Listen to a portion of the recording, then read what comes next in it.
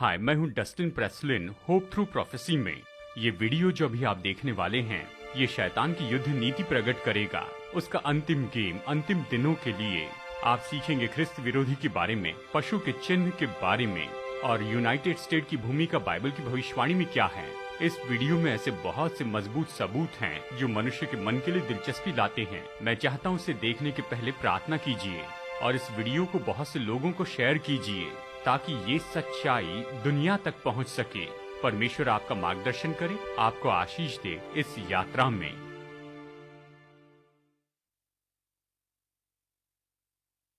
ख्रिस्त विरोधी, यही तो शब्द निश्चय ही लोगों को बहुत ही रोमांचित कर देता है। हजारों साल से ये अजीब प्राणी बाइबल के अंतिम समय की भविष्यवाणी के लिए केंद्र होगा और ये पशु के चिन्ह को लगवाने के लिए जिम्मेदार होगा। कोई अनुमान लगाने की जरूरत नहीं इस बड़ी सामर्थ के बारे में। इस वीडियो में हम सीधा बाइबल से देखेंगे कि साबित करे कि ये ख्रिस्त विरोधी कौन हैं। तो बने रहिए।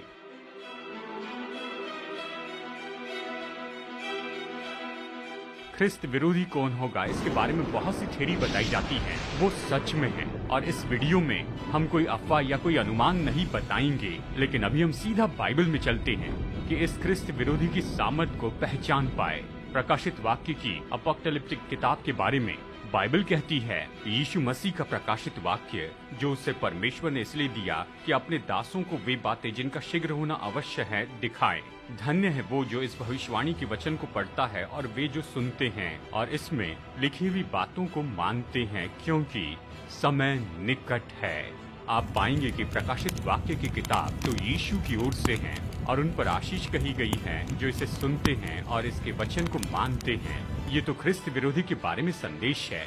ये बड़ी चेतावनी है, साथ ही ये यीशु की ओर से प्रेम का संदेश है। वो चाहता है कि हम सच्चाई जानें ताकि हम सुरक्षित रहें और बचाए जाएं। प्रकाशित वाक्य 14 में 3 स्वर्गदूतों का संदेश दिया गया है। संसार के लिए परमेश्वर की अंतिम चेतावनी। तीसरा स्वर्गदूत खास करके पशु के बारे में चेतावनी देता है जो ख्रिस्त विरोधी के लिए एक और नाम है और उसका चिन्ह है। फिर इनके बाद एक और तीसरा स्वर्गदूत बड़े शब्द से ये कहता हुआ आया, जो कोई उस पशु और उसकी मूर्ति की पूजा करे और अपने माथे या अपने हाथ पर उसकी छाप ले, वो परमेश्वर के प्रकोप की नीरी मदिरा पिएगा। मनुष्य के इतिहास का सबसे बड़ा न्याय ये तैयार किया गया उन लोगों के लिए जो इस ख्रिस्त विरोधी पशु की उपासना करेंगे और उसके चिन्ह को लेंगे।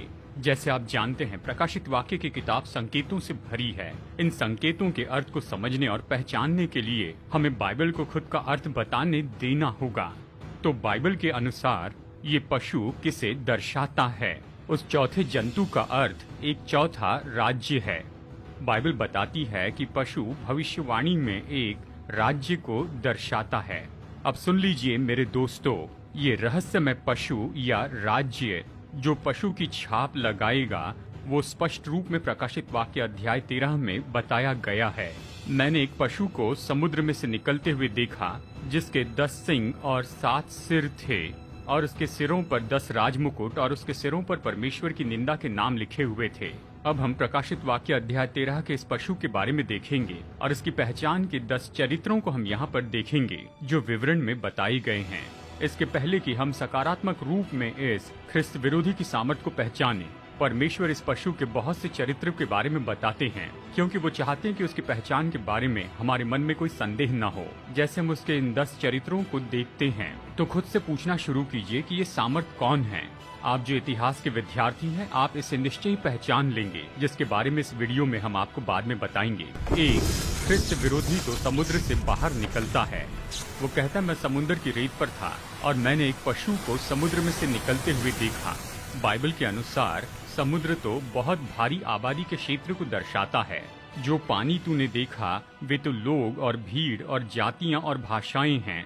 तो इस पशु की सामर्थ तो भारी आबादी वाले क्षेत्र से उत्पन्न होगी।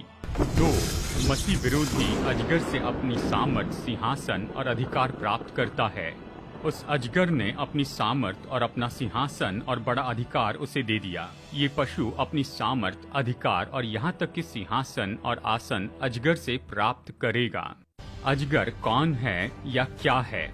हम बाइबल से जानते हैं अजगर शैतान को दर्शाता है। कुछ भी हो, बाइबल तो और भी सटीकता से बताती है कि ये अजगर कौन है। वचन 2 में बताती है, एक और चिन्ह स्वर्ग में दिखाई दिया और देखो एक बड़ा लाल अजगर था जिसके 7 सिर और 10 सिंग थे और उसके सिरों पर 7 राज मुकुट थे। आगे कहता है, वो अजगर उस स्त्री के सामने जो जच्चा थी खड़ा हुआ कि जब वो बच्चा जने तो उस बच्चे को निगल जाए। वो बेटा जनी जो लोहे का राजदंड लिए हुए सब जातियों पर राज्य करने पर था। ये वचन मसीहा के जन्म के बारे में बताता है और कैसे शैतान ने मसीह के जन्म के समय उसे नाश करना चाहा। किस सामर्थ के द्वारा शैतान ने इस बात को पूरा करना चाहा? वो तो रोम था। उस समय के राजा हेरोदेस ने यीशु को जन्म के समय मारने की कोशिश की थी। तो प्रकाशित वाक्य के अनुसार रोम इस ख्रिस्त विरोधी पशु को उसकी सामर्थ, सिंहासन और अधिकार और अपनी राजधानी देगा। आप में से कुछ लोग इस बात को देख रहे हैं कि कौन सी इतिहास की सामर्थ मिलती है इन विवरणों से।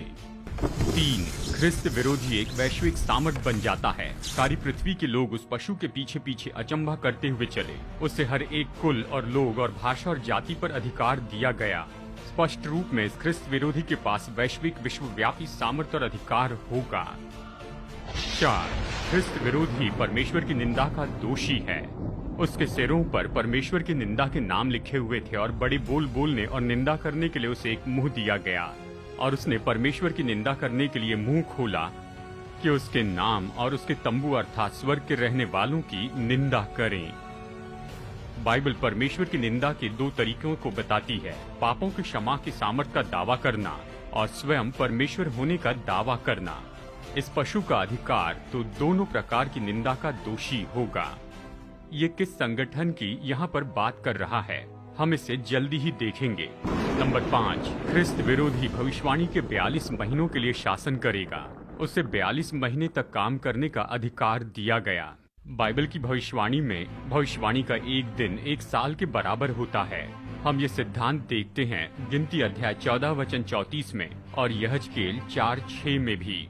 ये कहता है, 1 वर्ष की संति 1 दिन ठहराए हैं। तो ख्रिस्त विरोधी का यह अधिकार भविष्यवाणी के 42 महीनों के लिए शासन करेगा, जो इब्रानी कैलेंडर के अनुसार 1260 दिन हैं, जो कि 1260 साल के असली वर्ष हैं। दिलचस्प बात है कि 1260 वर्ष का ये शासन जो ख्रिस्त विरोधी का है, इसके बारे में 7 बार बताया गया है भविष्यवाणी की किताब दानियल और प्रकाशित वाक्य में। 6ठी बात, ख्रिस्त विरोधी को एक भारी घाव होगा जो बाद में ठीक हो जाएगा। मैंने उसके सिरों में से एक पर ऐसा भारी घाव देखा मानो वो मरने पर है, फिर उसका प्राणघातक घाव अच्छा हो गया। बाइबल हमें इस पशु के घाव और उसके ठीक होने के बारे में भी बताती है और हम जल्दी आपको बताएंगे कि ख्रिस्त विरोधी के साथ ये सब कुछ कैसे होगा। 7. ख्रिस्त विरोधी की पूजा की जाएगी। उन्होंने अजगर की पूजा की क्योंकि उसने पशु को अपना अधिकार दे दिया था और ये कहकर पशु की पूजा की कि इस पशु के समान कौन है। पशु का अधिकार दूसरे देशों से अलग है क्योंकि उसकी पूजा की जाती है। ख्रिस्त विरोधी एक प्रकार का धार्मिक राजनीतिक अधिकारी होगा। 8. ख्रिस्त विरोधी परमेश्वर के लोगों को सताता है और उसे यह अधिकार दिया गया कि पवित्र लोगों से लड़े और उन पर जय पाए। ख्रिस्त विरोधी परमेश्वर